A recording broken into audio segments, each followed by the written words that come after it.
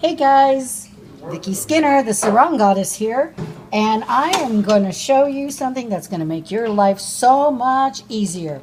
How to peel potatoes. You don't have to hurt your wrists and your hands and arthritis to deal with any of that.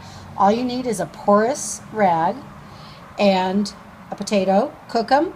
They need to be warm still, and you literally just go like this. See, this one's not warm still, so you have to dig in a little bit. But look how easy that is. It comes right off. And again, if it really should be warm. So, and this one's not.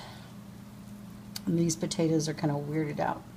They're organic, and organic isn't always prettiest. But look how easy it is. I'll do one more real quick. Here's a potato, but it's cold now. Just go like that. And it comes right off. And no arthritis, bothering your arthritis or creating arthritis. Life can be easy. And this is Vicki Skinner, aka the Sarong goddess, living life with ease.